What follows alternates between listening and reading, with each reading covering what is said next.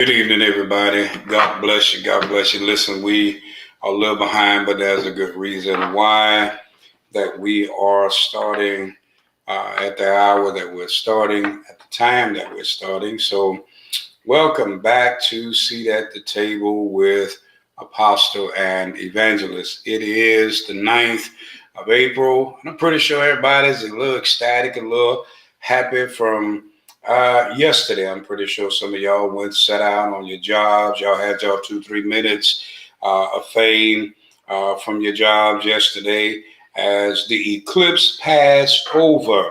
Our topic, as we said on last week before we went out of town to Georgia, what are you connected to? Are you connected to the church? Are you connected to a ministry? Are you connected to a place of worship? And we know there are various forms. Are you connected to a mosque? Are you connected to a synagogue? Where do you go to fellowship? And I see our thing still doing its own thing.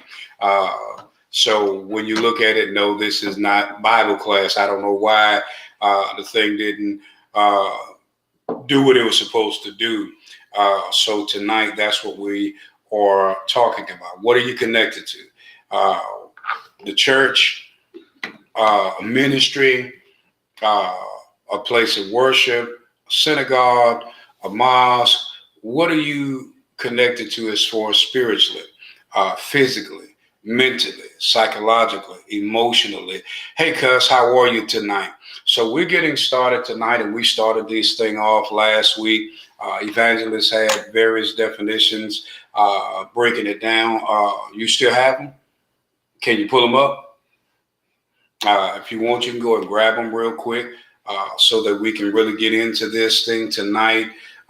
Because, being connected to something can tell, it brings us to a source, because that's where we draw our power from. That's where we can tell. Let's put it this way.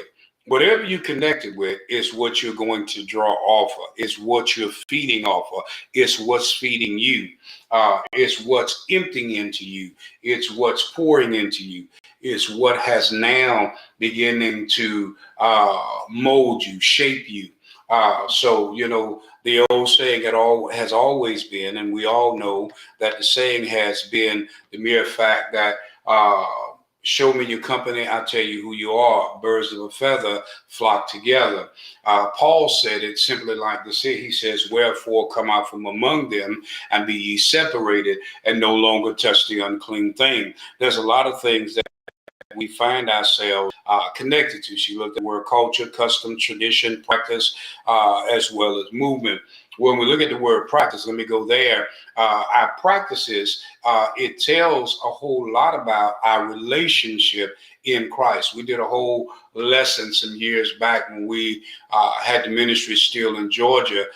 Practices and principles work hand in hand. So when you now have accepted Christ as your personal Savior, practices now begin to show whether or not you're still affiliated, you still associated, you still operating, you still functioning, you still have the same characteristics, mannerisms, behaviors as you once had prior to beginning to do the thing you did before.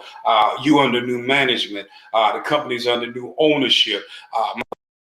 I can attest to this because they all have somewhat qualms with where they are now in their job. Their job went through a transition, going through transition. The new owners, the new bosses came in. They came in with this face of, hey, we love you. Everything's going to be good. Everything's going to be nice and going to be lovely. Hey, Apostle, everything's going to be hunky-dory. And they came in with this face like everything was good. And the moment it was time to make the full transition, everybody shifted. Either you're going to come in and you're kind, you're loving, you are cordial, you really mean this. You're not going to immediately change your face because now you've taken over ownership. Either you are this way or you're not. You're going to show me what you really are, or you're not. The old saying also goes, say, when people begin to show you who they are, what they're about, believe it. Don't go with the fact, well, that's not how they were when they came in. That's not what they really were doing.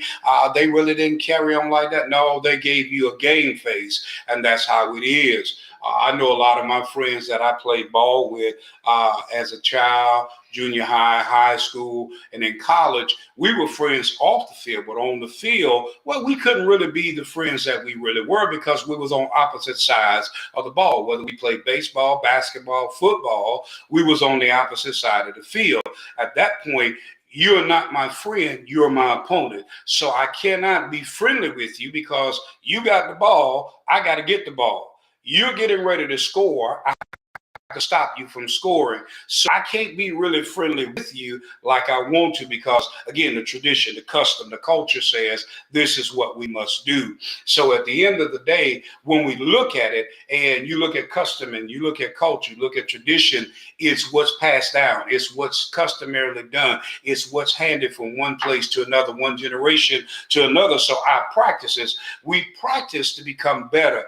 Practice, they say, make perfect, or it matures you. It makes you better. So if you're practicing to be a liar, well, people are going to do the same thing. Paul told the church at Ephesus, or the Ephesian believers, or the Ephesian church, he says, cease from lying and practice the truth. Some people are habitual liars. They continue to lie. Everything that come out of their mouth is a lie. They tell a lie so much they believe their own lie. So in other words, you will tell something or make somebody believe something that is false. That's what a lie is. It's a false truth about something that's really not real. So when we look at all of these things and we look at what are you connected to? When you're connected to the church, are you connected to Christ in the church? Or are you just connected to the leadership in the church? Are you just connected to pastor in the church? Are you connected to Christ through the word? Did somebody say that I saved them because I gave them the word of life and I got them saved? Well, first of all, it was the word that you was able to minister to them that got them saved. Paul said to the church at Corinthian in his second letter recorded, his third letter written, in the fifth stanza of that letter, he says that we are ministers of reconciliation. He says, therefore, if any man be in Christ, he's a new creature. All things have passed away. Behold, now all things become new. So in verse 18, he talks about how we are the ministers of reconciliation. So it's our job as Christ operates through us to reconcile us back to God through Christ as he operates through us. So are you that agent of reconciliation? So are you the person that Christ is working through because he used you by your mannerism, your behavior, your life, your lifestyle, the things you did, the you said, how you did it, the way you lived in front of them, how you carried on in front of them. They saw that you were living for Christ, and they saw you may have made some mistakes, but you got up, you transitioned, you fixed yourself, you went through a metamorphosis. And when you came out of it, they saw how you transformed. They saw the transformations in your life. Is that what's really going on? Hey, sis, how you doing? So listen. When we look at this, what are you really connected to in life? We connect ourselves to the people that we say that we've fallen in love with. Are we in love or are we infatuated? And in that love, we become the other person.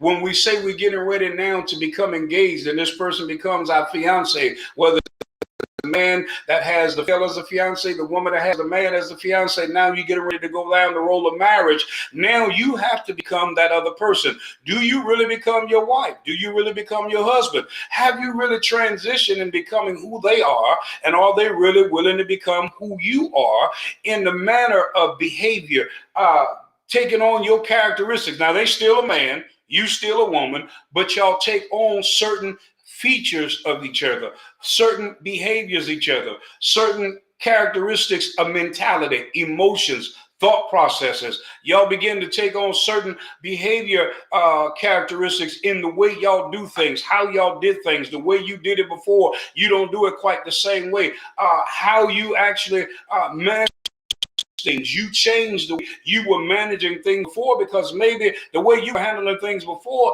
kept you in debt, kept you in trouble, kept you in positions where you were always arguing and fussing with other folk. But now you found a way to better be able to have conflict resolution. You found yourself not in a position where you were always battling, but you found a way to get out of these things. So when you find yourself connected to certain sources, you find better power, better ways of going up instead of down, coming out instead of staying in, instead of being under, you are now above, and you steady grow higher. So I'm going to stop there for a moment, and I'll let Evangelist take over. So whenever you and we think about it, because our topic of our lesson is what has you connected to the church, a ministry, a place of worship that you at. We look at it saying that there are many, all of us come from different areas and different walks of life. And whenever we look at it, one of the biggest things that I look at in culture, every culture, which means it's not this that you put everyone in a basket as a whole. You can't say that all African Americans are all Christians, because we're not all Christians. But one of the biggest things that I do look at is that what has you in your belief system that you do have. One of the greatest things that I look at in everything, that we should have an understanding of exactly what it is that we do believe. And whenever you look at it and you look at the question that is presented, what has you connected to the church, the ministry, or the place of worship where you attend?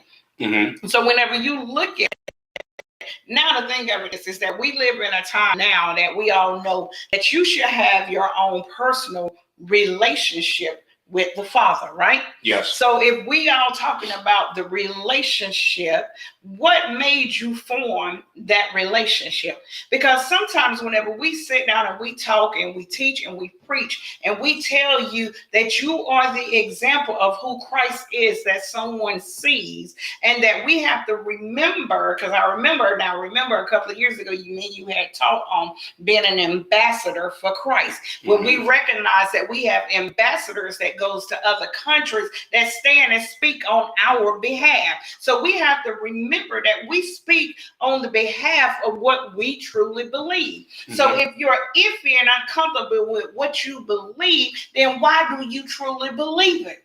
Why is it that you say that I am a saved Christian believer? I believe that Christ died on Calvary for me, and that you have nothing that you can give an account for that he has done that has made you ecstatic about why is it that you serve him? Why is it? Because a lot of times people want to know, why is it that you believe what you believe? Why is it? I love it because me and my cousin had a conversation this past weekend while we was out of town, and she was sharing with my daughter, because my daughter was asking questions of one of the organizations that she's a part of, and I was giving my opinion, which is only my opinion, of what I felt that organization was and what it stood for. She said, that's just your mama's opinion, and she was right. That was just my opinion. So whenever we look at it and we think about it, everyone has an opinion about the place of worship, of where you go and you worship it. No matter what anybody has to say, do you understand why you're connected there? Do you understand? Because sometimes people go to church just for the music. Oh, we have an awesome praise team. I've heard people say that. And I'm saying, what is it that you're learning? What is it that has you excited to get up on Sunday morning to go? Mm-hmm. What is it that you have going on? So whenever we look at it, if you looked at the flyer on last week, I'm sorry I didn't get a chance to share it because I was at work today. One of the last two things was practice and movement. And when you look at the definition of practice, it says carry out or apply. Practice what you preach. So whenever we look at it, are we really applying what has been taught? Right. Are we really putting and showing what it is that we have learned? Because one of the greatest things that I look at, and I've really learned since my daughter been doing homeschool, is that no matter if she's working in history, science, math, English, they all have a part of each other. So when we look at it as the body of Christ, we all resemble each other. Why? Exactly. Because we all should be showing love. But one of the biggest things that I look at is sometimes when people come to visit our ministry, one of the biggest things that they meet is that old mean usher in the back, or that person that's supposed to be a part of the hospitality committee that is just downright mean. Is our love. We say that our love in people, right? We say that we have agape love. We say that we have God's love. How much love are we really seeing in this day and time? We all, like y'all said, we all worship and do things differently. Why? Because most of it came from culture, custom, tradition. So whenever we look at it, most of us have been raised in families where every family had, remember you just said this, every family had their home church, right? Where you all stem from, if it was grandma, grandpa, Aunt Betty, Uncle Joe, or whoever started that ministry, we feel that it is our inheritance, right, and not God's house, because of the fact we paid for this pew, we paid for this bills, chair. We laid the bricks. We put the wood down. We went and got the timber, or whatever the case was. And it has history. But if it really was, as you said, about God, then it shouldn't have any racial motivation. Because most of the time you look at the fact of what you just said, just to add to it so you can finish what you were saying, is the fact that either we come from churches that were on plantations, that went from plantation churches to sharecrop churches to what have now become our family churches. And because mama wanted us to still go there because that's where grandma went, that's where grandpa went, that's where everybody went. And you have uncle that started the church, grandpa that started the church, or somebody in the family that has been known by the family all of our lives. And they pastored everybody, baptized everybody, christened everybody, married everybody off, and they know everybody in the community. And that's good, because you really want to be able to have somebody that know everybody that's in the community. But in knowing everybody in the community, how well has everybody in the community have grown? What has it done to keep everybody connected, other than getting somebody out of trouble because they done got in trouble for fighting, going to jail for alcohol or drugs, or somebody to put their hands on somebody's wife or something like that? But has it really spiritually affected you, emotionally affected you? Has it brought you to the place that it really has built you economically, financially, socially? Has it put you at a place to where when you got to that mental issue, that it showed you how to get out of that? It showed you how to apply other things in life, how to be able to venture out in life, where you ran into somebody that done something, or you found out that somebody's family was doing some things they had no business doing. They didn't tell you continue to keep that quiet. Don't worry about it. Don't let nobody know about that. Don't tell nobody. Just pray about it. The Lord will deal with it. Let God handle it. God will deal with them. They tell you, yeah, the Bible say, whatsoever man so that shall he reap. Hold up. Yeah, that's what it say, but it's wrong. You know what I'm saying? Well, baby, just pray on them. God will deal with them. No, it means sometimes it's time to come out. Well, the Bible say, don't divorce. Well, at some point in time, there's some things that the Bible say, if it can't be reconciled, let the two departed brother or sister for God have brought you under your peace. We forget there are other things there. So are you connected to some things that have brought you at a place where you thinking about suicide, or if it caused suicide? We got things that got us connected to issues that's causing us problems. So are you connected to a church that has brought you into a cult? Or are you connected to something that's bring you to a place that's driving you away from God, driving you away from mama, driving you away from your daddy, have put a wedge between you and your father? Or we got families that, you got brothers and sisters that's really not your brother and sister, because somebody done had a child with somebody that ain't your brother and sister, or not your aunt or uncle, but, something happened. We're not telling the truth. So are we really bringing things to the facet of light where it's supposed to be at? So you're right. So culturally, those things are there. Mm-hmm. Traditionally, those things are there. Mm-hmm. Practices, those things are there. When we look at the movement still goes on. So now we're covering up in the movement. Now we're paying things off. So customarily, there are certain things that are done that'll say, okay, well, we go to a Catholic church where you're not really You're not brought down water, you're sprinkled. They call that baptism because that's Christian. And Christian in the Catholic Church, what we call in the Baptist Church, where you submerge in water, that's baptism in the Catholic Church. And now in holiness churches and in full gospel churches, you got to be rebaptized again and baptized in the doctrine again because you've been baptized already. Nobody teaching you that once you've been baptized once, now you need to understand what baptism is, how many baptisms there are, why did I get baptized, the purpose of baptism, and these things of that nature. So what are you connected to these ministries for? Why do you go to the place of worship? I'm going to the church to serve God. No, you going to the church to praise and worship God, to get the equipment that you need to be able to go out and serve God when you leave, because you're not serving Him while you're there. So why are you connected there? What is the purpose? Are you just being emotionally stirred? Are you being hyped up just for?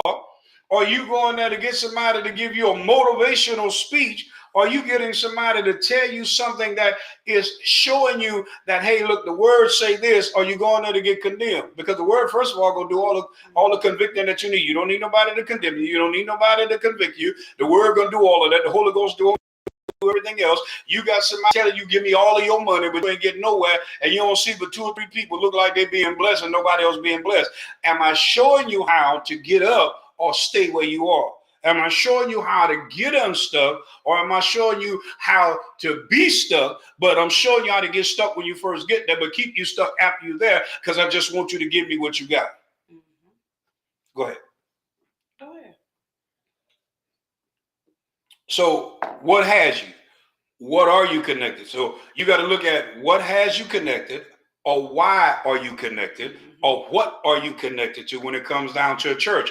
You know, when you look at the word church, it comes from the Greek word ekklesia or ecclesia. It's the called out ones, or those anointed ones that Jesus called out for a specific task, for a specific purpose. And they're the ones that are actually going out now spreading the word, spreading the good news. That's what the word ecclesia is, or the word church is. So now, are we really doing that? Our purpose is now to disciple people, help them to learn what Christ is all about. What's the purpose is? What's the reasoning for? Why do we go there? Why do we assemble ourselves together? If we call it a place of worship, church, synagogue, all of it really, it represents the same thing, a place where we're going to be able to glorify God. The practice of what we go through is the religious things that we do. Religiously, we get online, we go to church, we put our clothes on, we eat, we cook, we bathe, we clean our house, we wash our cars. There's religiously things that we do, but what's the purpose of doing the things we do religiously? Is it really honoring the God that we serve? Religiously, everybody yesterday got together, drove halfway across the country, all the states that but what the thing was yesterday, the eclipse was yesterday, made millions of dollars off of people that drove across. When we drove to Georgia on Friday, we ran into more RVs and everybody on the highway trying to get cross country to be able to go and see niggas that they could have stayed in their own state and saw for 2-3 minutes. All because this is what they were waiting on that happened 20-something years ago that ain't going to happen for another 20-something years. And if the Lord let me live, I'll be 76 years old, the next one that happened again. So why are we doing what we're doing? We foolishly spend the things that we spend and then we have broke. Now you got to come back home. You got to tell your boss why you ain't making it. Then we go to half of the destinations that we go to, but are we really managing well? Because if we're doing this, this is the things that God had Moses to do from the beginning, to be able to teach us how to manage what we're doing. So at the end of the day, what are we really doing? Why are we connected there? Then we wonder why people stay away. Yeah, that's about right, sis. So by the time these things happen again, what are we really fitted for? Are we fitted for the rest of the day? Are we fitted for the end of the year? Have we really put things aside? Have we really made sure by being connected to the church, the ministry, whatever we want to call it, the congregation, we're being called congregants, we're being called members, we're part of a place of worship, we're part of a synagogue, we're part of a mosque, or whatever we want to call it. And at the end of the day, have we really put the people in position that they have now made it so that the generation to the fourth generation, the fifth generation, when we may have died out, can still be able to live. No, we're not fitted that way, because even in our Congress right now, they have no clue of how they're going to make it till tomorrow, because they still don't have a budget that's set for the next 10 years. Go ahead. So whenever we look at it and we think about it, one of the other words that we had was movement. It says the act or process of movement. It's especially change of place or position or posture whenever you, because of the fact you did just come up and you was talking about the eclipse and everyone traveling. I looked at the fact of the height that it was given of everybody being able to experience the total eclipse, which means they had that 5 minutes of darkness in the daytime. And I was sitting down and I was thinking about that. As many people that went out to these different states to go to the Midwest to get the effect of the total eclipse, but you can't hype Jesus up to people wanting to be in the house of God or to be a part of the body of Christ, because they feel that you have sold them something that was empty. But I want to ask, how empty were you just to go and stand to get a solar total eclipse? What was the fulfillment of it? Is that you had something that only happened every once, so what, 70 something years, 20 something years? Every 20 something years. And but then you got souvenirs. Right. And you said darkness. Think about what you said. You had 3 to 5 minutes of darkness. Some places may have had about an hour of darkness. 5 minutes, only 5. So you only had 5 minutes of darkness. You think about that, even in the pleasure that we want to get between a man and a woman, or a man and a man, a woman and a woman, you got that moment of pleasure that you get, and then when it's done, it's over. Sin brings us to that place of darkness when we're not doing the things that God wants, but yet it brings us to a place that's total darkness forever, for an eternity. So we spend all of that time doing those things, as you just heard us say, for that moment. Our posture. Our posture is the stance that we take. Let's put it like this here. Y'all know how y'all let me be nice about this here. Y'all often hear the resting that most women have. Y'all know that name, right? The resting witch face. Let me say it like that. Let me be nice about it. And y'all say most women have that. You can just look at her face and that's the face that a woman have. Well, think about it. That's a posture, a stance, a body language. That's the way you look. That's the way you carry yourself. That's a posture. The way you sit, the way you walk. My wife never say I always walk erect. That's a posture. Some people have a bad posture. Is why most women, they have that calcium buildup right at the back of their neck, and they have that lump in the back of their neck because their posture, they always sitting like this, slumped over. That's a posture because they're always slumped. They're always leaning. They have bad posture. They have a bad posture with the way they walk. You know how y'all say, oh, she walk bad. She got bad body build. That's a bad posture. It has to do with their hips, their walking, their shoes and stuff that they wear. It's posture. So your posture has a lot to do with how you carry yourself. Go ahead. So the movement of your body gonna tell. You know, my grandmother say, she got that nasty woman walk because of the things that they do.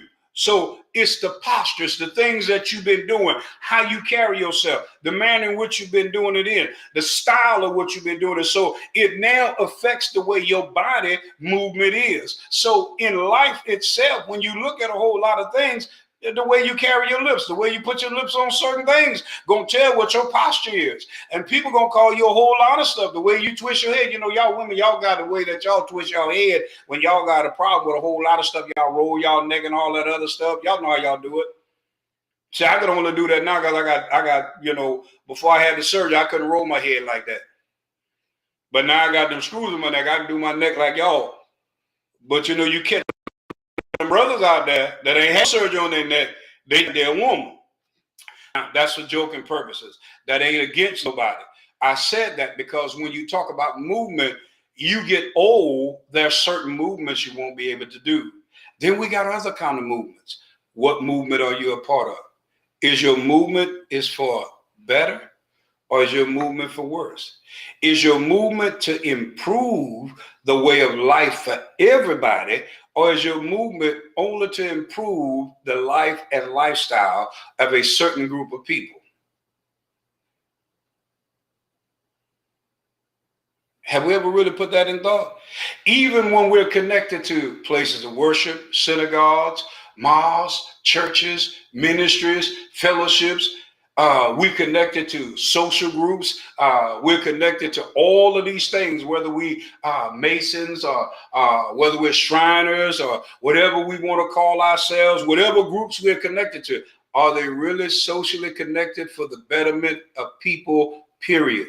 Do we have our pick people that we're really targeting? And in the targeting of these people, what is the agenda that we are connected to be able to do these things, and for what are we doing it? Because we got our thing that we have, and we have our set agenda that we have set out for. And why are we doing it? Even with churches, we have a set agenda. Let's call it what it is, because we call it God, we call it Christ, we call it the Holy Ghost, until people start filtering in. And then after we get them filtered in, then we really spring on them what the real agenda is. We take the word of God and we put it same thing with businesses. I'll give you a case in point with one business here in the state of Florida, in the city of Clearwater, and they just tried to rework some things because Scientology is real big, and they trying to revamp how they're doing it because Scientology have taken over a whole lot of stuff, and they want other businesses to come in, but Scientology won't have a whole lot of businesses to come in because they have to now meet prerequisites of how Scientology owns certain areas in Clearwater. And the mayor was like, well, we got some issues and problems because we can't bring other businesses in because they got to meet certain criteria with Scientology, but we want to try to be diverse with it. But because of the way Scientology have it bought out and what have you, they won't let other businesses in because of this, and this. So why do we own what we own? Why do we do what we do? So is it for the right reason? Or do we just want to have control in certain areas? So what are you connected to? Or what has you connected to this certain ministry that you're there for? Are you connected so that the day that you die, they ain't just carrying you through the funeral home so they can lay you out in front of the church? Because anybody can give a eulogy. A eulogy is just telling the good things about you. Because you're preaching your funeral every day about what you do and how you do it, the manner in which you do it, and where you do it at, and who you do it with, and how well you do it, and how well you say you did it, and how well you think you're doing it. Is that right? Mm-hmm. So, we're connected to it. Because one said, how much do you think people are going to really talk about you? Mm-hmm. How well will they remember you? Or is it only going to be on the day you won't know that they're saying it or not saying it? But how well will they memorialize you? Because there are only going to be a few folk that's going to only think about you when you're gone. And it may be the very people that love you the most that's going to still be mourning over you. They're still going to be sad over you. They're still going to be at a place to where they're grieving over you. Everybody else going to be the mood on like ain't nothing happened. They ain't going to your grave. They might go put some flowers. They might wash it off every once in a while. But after that, that's a wrap. You're going to have some family members that still going to be, oh, I miss so-and-so. Mm-hmm. But that's going to be it. So think about what Evangelist just said. Do we really look at it like with Christ? Because the whole purpose about going to any church, for whatever the reason is to glorify God and to remember Christ. You connected to a church, what's your reason for taking communion? It ain't going to save you. I'm sorry to hurt somebody's feelings. Communion don't save you. It ain't got no power to heal you. I hope y'all know that, right? Because the old folks say, give me my communion. They don't want to miss their communion. Because it says, as often as you do it, you show forth his death and suffering till he come again. So if you do it 7 days a week, you do it 3 or 4 times a day, it has no power. It's commemorating. It's remembering why he did what he did. The sacrifice that he made. Mm-hmm. The woundedness in his flesh and the blood that he shed. That's what it's all about. Yes. Because that was the covenant that you made with him when Yes, Lord. you accepted him, when you decided that you wanted to be baptized, your old you, when you resurrected, you rose into a new life because it washed away the regeneration of the flesh, the regeneration of the mind. And when you took the bread and the wine, you now came in full covenant with him. Now you start learning of him. You start growing in him. When you made that connection with that man or that woman that you decided you wanted to be in a relationship with, guess what? Ah, that's right. It reminds me of his sacrifice. You made the sacrifice that, okay, I like him. He like me.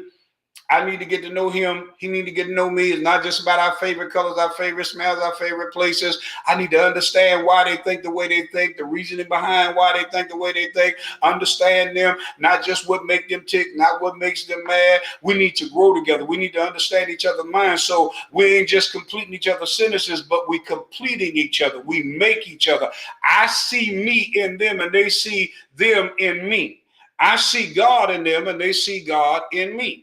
Because if that's not what it is, then it don't do no good. Because once you do come together physically and y'all had the physical connection when dead, you ain't got nothing. Because what happened? You can't physically come together. What happened if there's no more emotional, physical, psychological, sexual connection? Y'all just there. You just like a book on the shelf, sitting next to another book. It's there.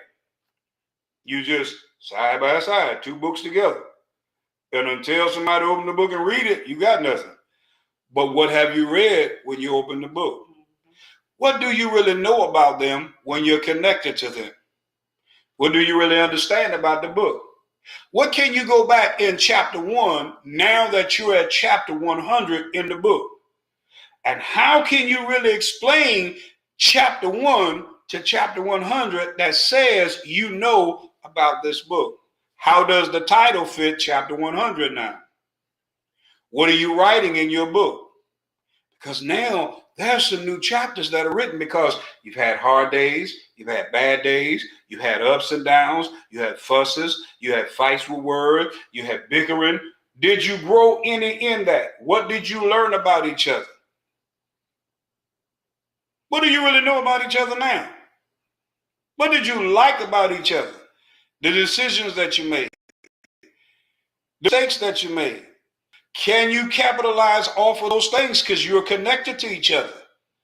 What did you infuse together? Because see, that should be an infusion between the two when you're connected. Because even in the church, the ministry, the fellowship, the worship, the synagogue, the mosque, there should be an infusion between those that are there. Because now it makes you become one.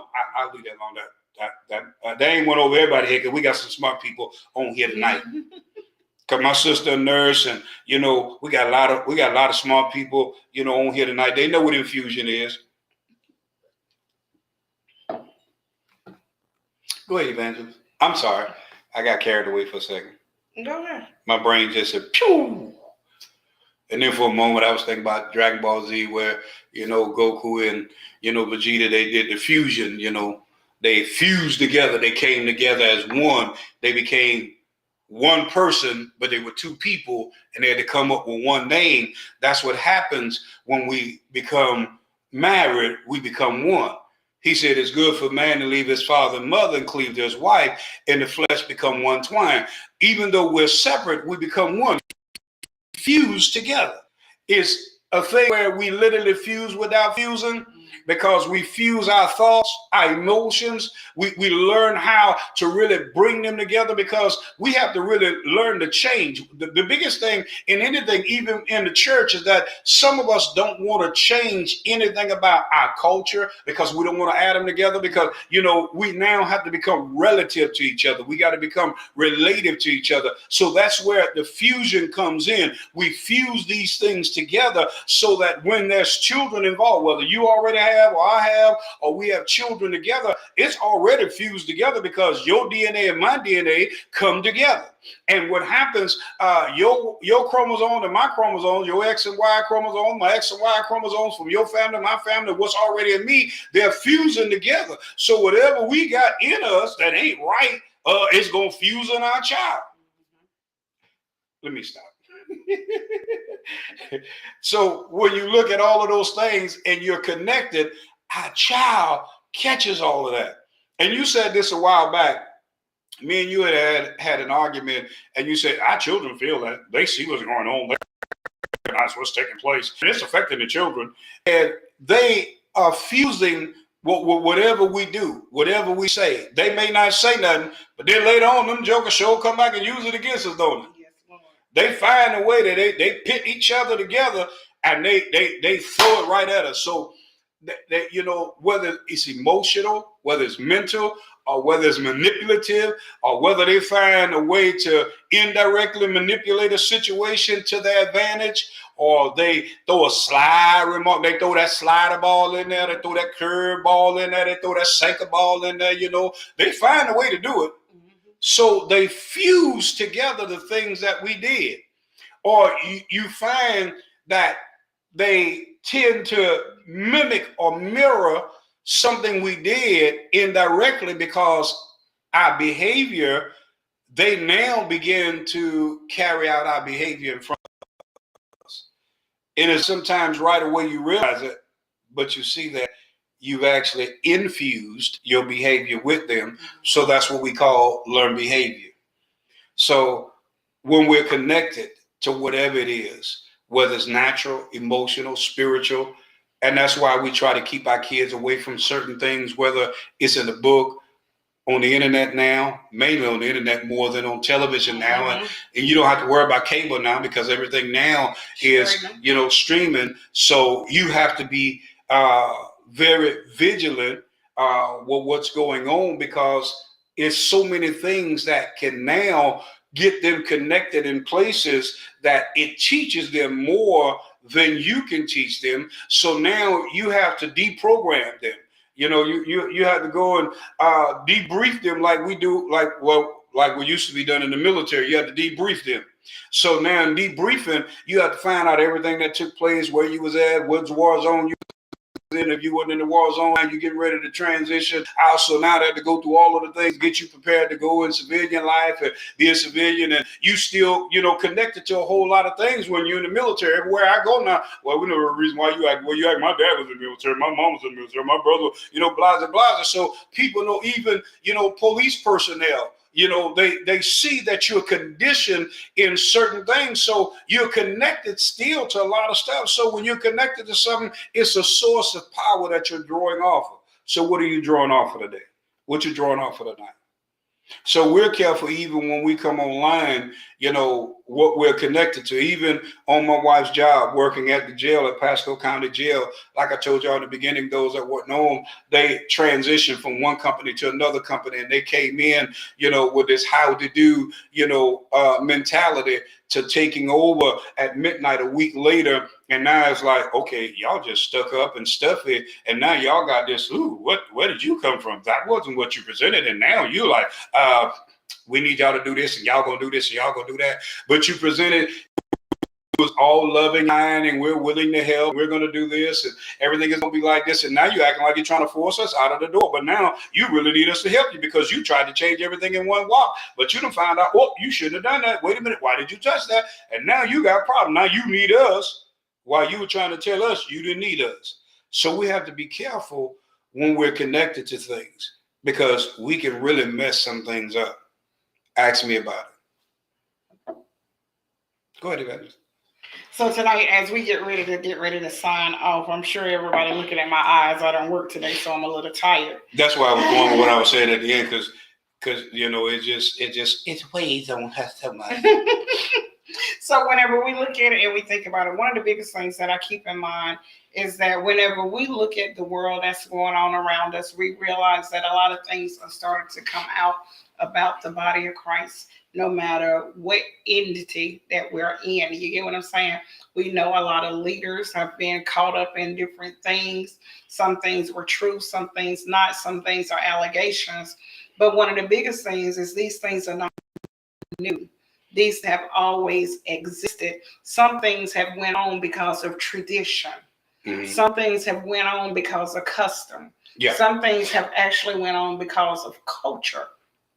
Some things have also went on because of practices. Mm-hmm. And whenever we look at it and we think about it, whenever you look at movement and you look at what it says the act or process of moving, especially change of particular place or position or posture. So whenever we look at it and we think about it and we look at why are we connected to certain ministries, churches, or whatever place of worship that we choose to go, what is it and the reason and the purpose as to why I'm here? As you understand that these conversations are to make each of us think. Is what these conversations are about. These conversations are to edify, to be, to help each of us grow. So whenever we look at it, are we in the place that we're at? Because it's just a part of my culture. It's a part of my nature. It's a part of what I was taught whenever I was a child. It's a part of my tradition. Mama took me to church. Grandma took me to church. Big mama took me to church. Mama took me to church. Or is it that you found that this is the place for you? Or is it the fact that my granddaddy got this church started? My granddaddy started this church. Is that the place for you? Have you grown? Have you matured? Have your position or your posture changed? Because one of the biggest things that I look at in some of the nastiness and the attitudes that we see, because when you hear people talk, and it's more than me to say it, some of us as church people are just downright mean. But a lot of it comes because of the fact of tradition. This is what we saw. This is what we sing. This is what we seem to think that is God whenever it's not. I know one of the biggest things that I looked at is when my husband, I tell you, a lot of times when him and I had talked before we actually became a relationship, I shared with him things that I seen because I grew up in the church. And no matter, even whenever I messed up, I thank God because I not only was my mother a pastor outside of my house, she was a pastor in my house. Yes. It was her that encouraged me to get myself up. It was her encouraged me to have a relationship. Like she said, you can't live off of mine. You got to build your own. So I ask you because I know that was my foundation. That was my start. And I also started learning whenever I got to the place where I decided I don't want to go up there. Y'all hold church long. I don't know about y'all. That was me. That's my story. I know what I said. No, I ain't going up there. Church started at 11:15. Y'all don't get out to 3:30. I am not finna sit up there all day. That was whenever I started to learning, okay, what works for you don't work for me. What I'm looking for and what I need, this is not it. What I do understand, as much as I love, anybody know me, know that I came up out of the Holiness Church and know that we love to dance, we love to sing, we love our tamarines. But one of the biggest things that I looked at is that I knew it was something more and greater. It was something beyond my dance, because I know I can dance in the spirit, but I can also dance because of the fact I know what God has done, and that's my praise. I also recognize that it's more to just my dance. I still got to be able to live after my dance. I still got to be able to live this life whenever I walk and the benediction is over. I still have to be able to have something to hold on to. No matter how many scriptures I know, I still got to be able to apply those scriptures to my life. I have to understand that I know that patience got to have its work done in me. You get what I'm saying? Exactly. Many times I prayed for patience and it seemed like every obstacle could come my way came. I had to learn that some of these things God just give us whenever it's time for us to have it. And if you pay attention, He's slowly teaching it and giving it to you as you grow and mature. Stuff that used to irk you last year don't irk you this year. That's right. Stuff that used to get on your nerves don't get on your nerves like it used to. Stuff that will almost make you slip and get out of character don't make you get out of character this year.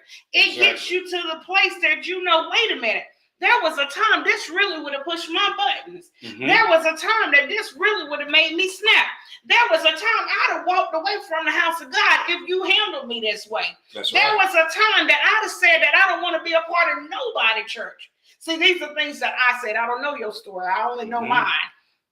But because of the fact, whenever I look back over everything and I look where I am today, I know that whenever I started this walk back in 1992, whenever I said, you know what, God, I just give up. I'm going to do this thing. I'm going to walk for you. I'm going to live for you. I'm going to do exactly what you called me to do. Whenever I made up in my mind that I was going forward and I wasn't going back and I wasn't going to keep going in and out of church, I wasn't going to skateboard, double dutch, and all types of things. Whenever I messed up, I learned how to get back up. So whenever I did all those things and I recognized those things, I knew that it was more than me going to sit in a pew. That's right. I knew it was more than my amen. I knew it was more than me clapping my hands. Yes. I knew that there was a place that I desired to be. So in order for me to get there, I had to learn that just because this was the place for my family, it wasn't the place for me. So whenever I tell you to look at it and you ask yourself, one of the greatest things that I look at this year is God is dealing with me, getting an understanding as to why I do what I do. Because you know, whenever your kids were smaller and they went through the Y phase, everybody talk about the terrible twos, but nobody ever think about them questionable 3s and 4s. Whenever every time you turn around, Mama, why? Daddy, why? Now the thing of it is, I ask myself, why am I doing that? Exactly. Why do I act like this? Is this really me? Or is this something that I've been around? Because your culture is things that you've been around. Not everything in your culture have been handed down. Exactly. A lot of things in our culture have been things that we have seen. So whenever we look at it and we think about it, let us really examine. Because anytime you hear me say anything, the last thing I tell you is to examine it for yourself. Right. Because see, whenever you know for yourself, they used to say, when you know and know that you know, whenever you examine yourself and you know where you at, you know why you do what you do. So when somebody come up to you and say, why do you go to that church? Why do you go to that place to worship? It won't be answers no more. That's right. You'll be able to give an account. You'll be able to give an acknowledgement. You'll be able to stand on exactly why you do what you do. You'll be able to show people why you're able to show love when somebody has been downright hateful and mean to you. So I pray that you have received something on tonight. I pray that we have said something in your hearing that has edified you, that has helped build you and lift you up. But most of all, I pray that we have given you something to think about. That's right. I mean, and it's exactly because, I mean, you just simply stated what Peter said. Be able to give a reason for the hope that you have. And it's more than just because of the pastor or mama or daddy or grandma. All of those are good, because if the pastor had a word that, you know, ecstatic you, excited you, it brought you in, that's good. That was the reason for going. Now, why did you stay? If mama was the reason because mama birthed you, and that was the church mama went to, or granddaddy was the pastor, you know, and you stayed because granddaddy died, and, you know, was a leader that took over like granddaddy, that's good. Did that leader continue where granddaddy left off to feed your spirit, feed your mind, establish things in the ministry with the people in the neighborhood? You know, did it gravitate to a place to where it really built you? And did it get you to a place to where you outgrew it? Now you was able to go out. Did they send people out? You know, did it disciple you in the place to where you were able to add to somebody else? So you're right. So when we do that, just as Evangelist said and my sister just said, when we examine our walk and we look at ourselves, now we don't have time to point fingers at nobody else. Yeah, we can see everybody's, you know, flaws, faults. We can see everybody's, you know, mistakes. That's just like, you know, another lady can see another lady, you know, flaws in her makeup. We can see the flaws in her outfit. We can see where, you know, she ain't got, you know, the right kind of what you would call it, Spanx or whatever y'all want to call them on. You know, she ain't got the right girdle on. She ain't got the right bra on. She ain't got the right body shape. Well, you know where I'm from. She ain't got a slip on. You can see straight through it. You can see everything. You know, the same thing with a man. You know, he should have on a different shoes, or his pants too tight, a lot of dot or whatever. You know, so when you look at it, you're right. But think about this as well. When you look at the word connect or connection, it's a source that you're drawing some power from, or somebody drawing power from you. So if you're connected to somebody, what are you drawing from them, and what are they drawing from you? So while you're doing the examining, are you able to get from people, or are people only getting from you? So when we're sitting down and we got the barbecues at the house, or we having, the little engagements, and we have people come by and we having entertainments and stuff like that, or are we always giving out to people because we're connected to them and they're connected to us? What are they giving back into us? What are they feeding us? And what kind of stuff are they feeding us? Is it a benefit to us, or is it only stuff that are bogging us down? Not lifting us up. It's a bunch of junk. It ain't nothing that's necessary, nothing that's going to cause us to be exfoliated. It's clogging up our digestion system. It's clogging up our circulatory system. It's messing with our nervous system. It's messing with, our lymphatic system. It's causing us to have all kinds of diseases. We trying to figure out why nose clogged up, our ears clogged up, why we got ear infections, why our throat messed up. We're trying to figure out why we can't, really have, a perfect bowel movement, all kind of stuff, because it messes with us because of what we're connected to, because what we've ingested. Our eyes are messed up, our brain messed up. We trying to figure out why we angry, don't know why we angry. We sluggish because of what we have been connected to, or what is connected to us. So sometimes just disconnect from some things. It's all right to say hi and bye and keep on going. Be careful some of the conversations you're connected to. So with that being said, we'll leave that there, and we'll pick up, if the Lord willing, on Saturday night. So we thank all of you tonight, all of our family and friends, all of our pastor friends, all of the ministers, all of us, period. Just everybody. We love all of you, all of our friends tonight, all of my family tonight that have been on. I appreciate you. We appreciate you. So think about it. What has you connected to? The church, the ministry, the place of worship? What are you connected to? Why are you connected to it? And when you look at all of that and all of the information God allowed us to give back, and all of the feedback that all of you have given back to us tonight, and you would put that in a bag, now take it and sift it, shake it well, and what's ever left at the bottom, that's real good for you. That's the things that you can keep. Everything else, might want to start throwing some of them things away. Because see, the good stuff going to fall on the ground. The bad stuff going to stay in the sifter. And what's left in the sifter, you might want to toss that stuff out, because that's the hard stuff. So the stuff that's left in the sifter is the stuff that ain't no good. The stuff that's able to go through the little pores in the sifter, that's the stuff you can use to bake with. So we're going to leave it at that. So God bless you. God keep you. Thank you. We'll see you tomorrow night. Is our Bible class night. And then again on Saturday night is the other portion of our seat at the table. So we love you. We love you. We appreciate you. And God bless you again. I'll see you on tomorrow at 6:25. And I'll see you on Saturday night for 8:30. Thank you for joining us tonight. Be blessed.